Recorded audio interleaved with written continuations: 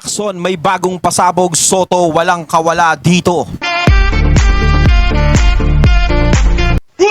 Ayan, syempre itong balitang ating matutunghayan ngayon ay nagmula kay Pinas News Portal. At ito po ang inyong lingkod na si BT na magbibigay ng reaksyon at komento dito sa video na ating matutunghayan ngayon. At wag na natin pagtagalin at sabay-sabay na nating panoorin ang laman ng video na hatid sa atin ni Pinas News Portal at bibigyan natin ng reaksyon ng balitang ito. Pasok! Pag-usapan natin ngayon, bigyan ng reaksyon itong post ni Daniel Long. Sabi niya, Ayon, bago natin simulan muna ang videong ito, nais ko nga pala magbigay ng credits dito sa boses na madidinig natin ngayon at bibigyan ng reaksyon. Walang iba kundi si General Macanas. Siyempre, suportahan natin ang channel ni General Macanas, mga katunay, ang The General's Viewpoint. Siyempre, pakibisita yan, mga katunay, at huwag nyo kalimutang mag-subscribe at mag-follow para maging updated tayo sa mga vlogs, reactions at sa mga nilalabas na balita inihahatid sa atin ni General Macanas. The General's Viewpoint, ipagpatuloy natin. Bulaga will not last long. In APC, we trust. Ano yung APC? APC, ano? APC. Isinare ni Daniel Long ang post ng News 5 26 minutes ago. Sabi, baka bukas ikaw na kudko o kudita. Ito. Senator Ping Lacson warned Senate President Tito Soto III not to underestimate the minority bloc. Reminding him that the latter represents the entire chamber, not just the majority. Correct. Bilib ako talaga dito kay Senator Lacson ba? Kumbaga parang nagwa-warning si Senator Lacson kay Senator Tito, no? Na huwag maliitin ang minority. Ayan nga. Patas lang siya na ano. Okay, so ito ang article sa News5 tv.com. Lacson warns Soto against undermining minority bloc. The Senate minority bloc is composed of 9 members. 9 members led by Senator Alan Peter Cayetano as minority floor leader, while the majority bloc has 15 members.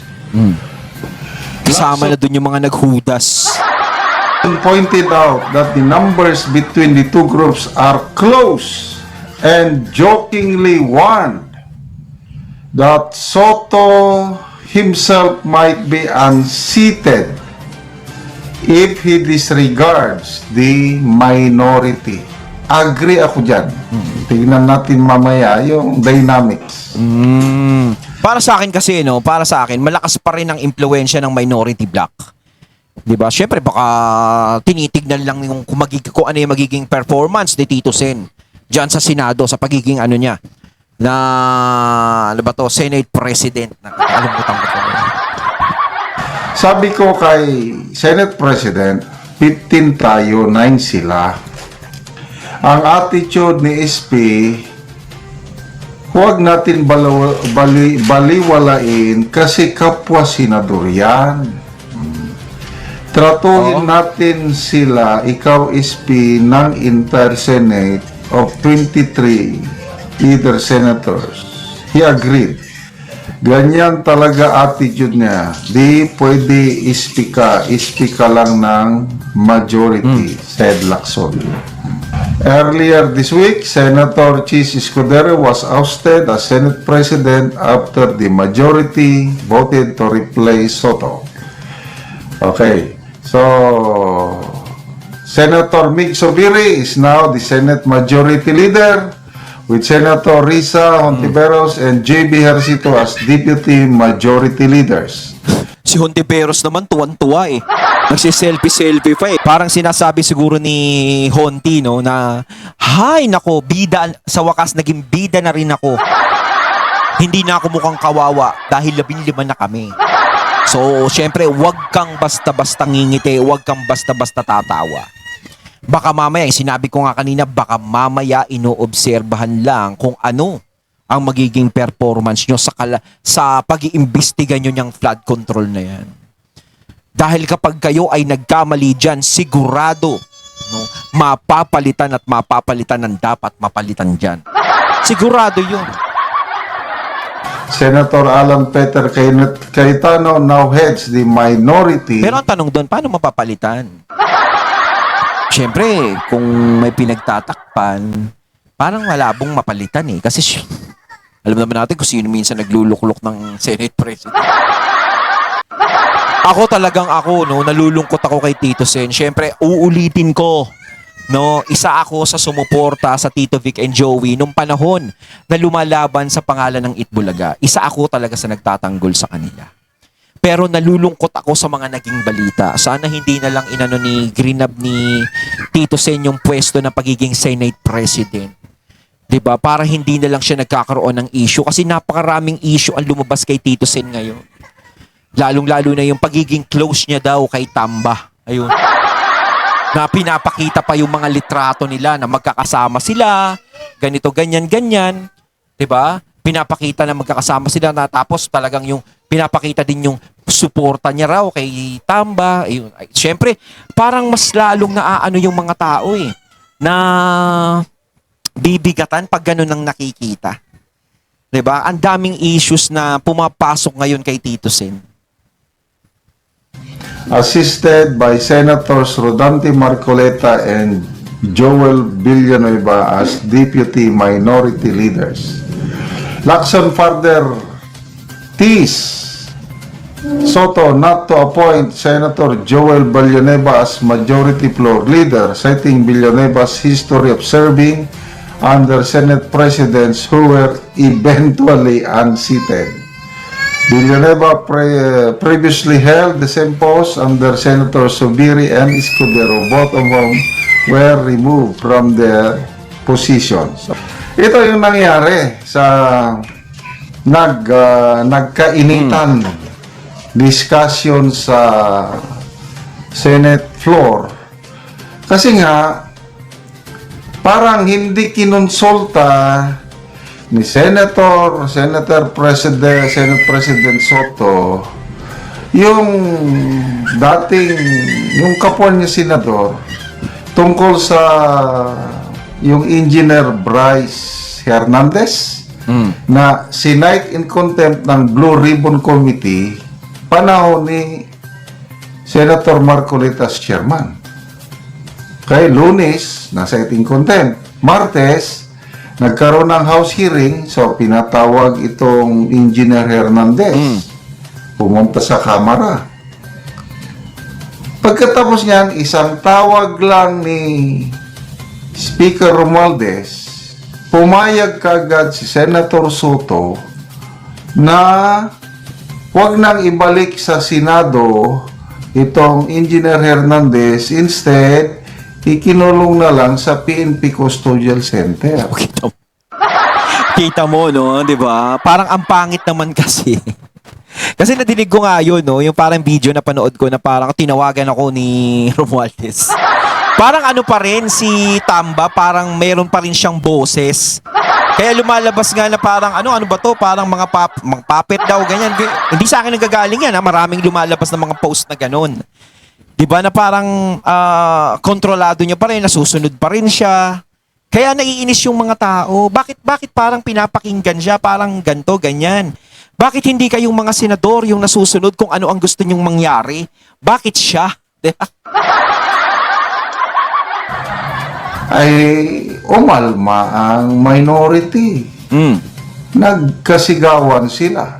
Si Marcoleta nga, tsaka si Tito Sen. So, ito yung example na wag baliwalain yung minority. Kung ikaw ang Senate President, dapat mong tratuhin sila as member of the Ang galing talaga nitong si Ang galing nitong si Senator Lacson. Sana siya na lang Senate President eh. Kumbaga ito si Lacson, parang ano siya sigurista. Parang lumalagay lang siya sa gitna. No, parang binabalanse niya lang yung sarili niya. Although alam naman natin si Lacson is dikit kay Tito Sen. Alam na nga, magtropa, tumakbo yan dalawang yan eh. Sa presidente tsaka sa vice president eh. Pero si Lacson, marunong siyang maglaro eh.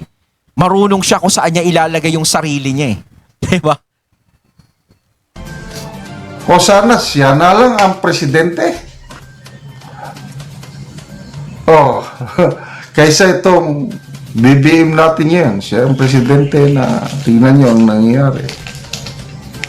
Bakit kasi hindi manalo-nalo na presidente si Senator Lacson? Huwag muna yan, General Macanas. On basis na siyang nagkandidato eh. So, siyam 15. Pag may nagbaliktad na 4, delikado. O sino yung mga pwedeng magbaliktad dyan? Meron ba? Na pwedeng biglang sumama kung sila, yung 2 bilyar. Bilyar na naman. Napapahamak tayo dyan. Tayo talaga nakakainis talaga yung ginawa ng mga bilyar, no? Siyempre tayo expected natin, no? Yung mga kasama nila sa minority, di ba? Nandoon sa minority. Tapos biglang nagganyan, biglang naging majority. Di ba? Parang nagkaiwanan sa ere. Sino ba ang nag-endorso kay Camille kaya nanalo? Kung hindi naman in-endorso ni BP Sara, hindi man nanalo yun. Hindi, sa totoo lang. Di ba? Kaya nga parang, ewan ko ba. Hindi ko alam kung ano talaga yung purpose ng mga Villar, kung bakit sila bumoto ng ganun. 'Di ba?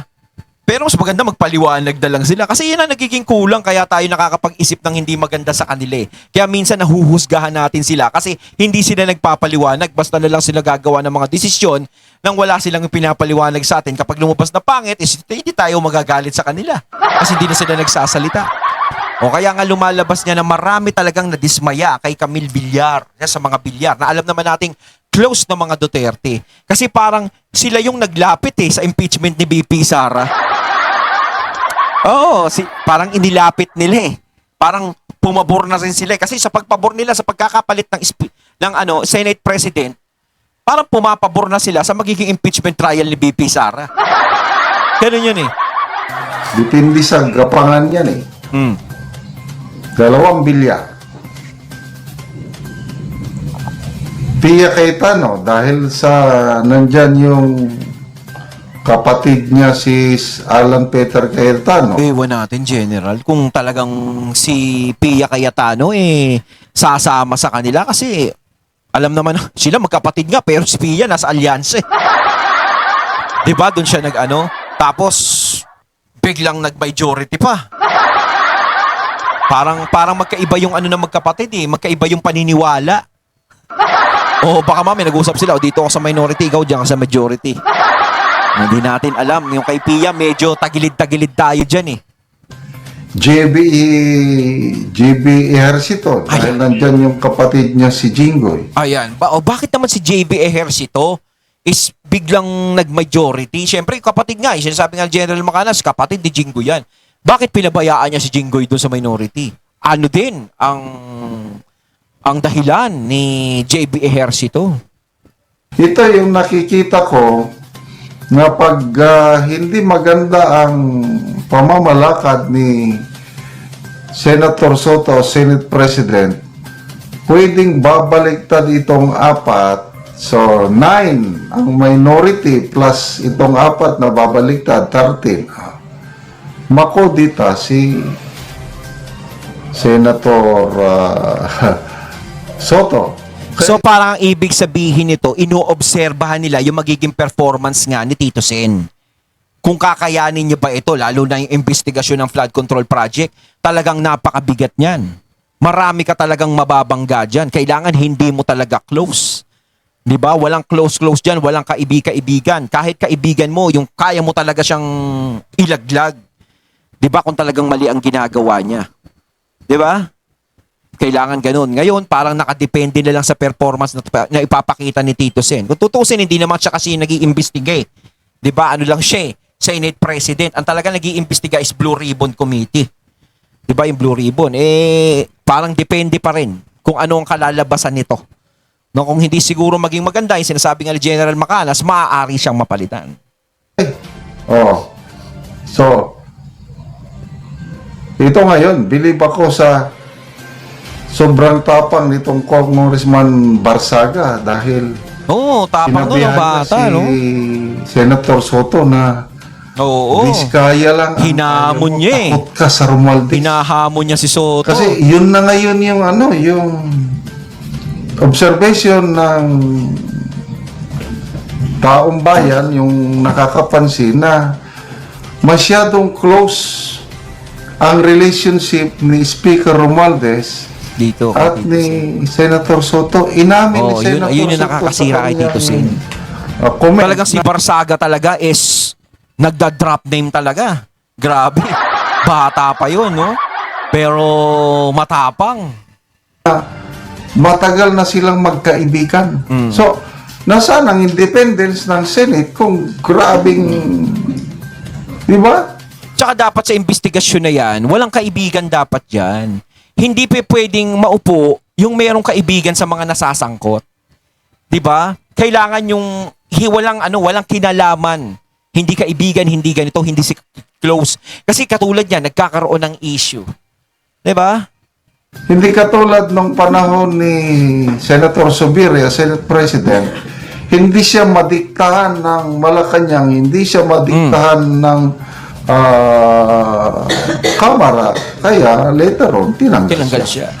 Ganon din itong si Escudero. Oh, ganun din. Hindi rin siya madiktahan. Hindi nila basta kayang hawakan sa leeg.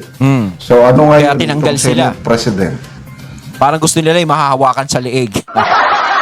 May tigas ba to say no to Romualdez? Ay, iwan ko na lang. Isang tawag lang. Pumayag na siya Isang dun tawag sa, nga lang Engineer Ay, nako.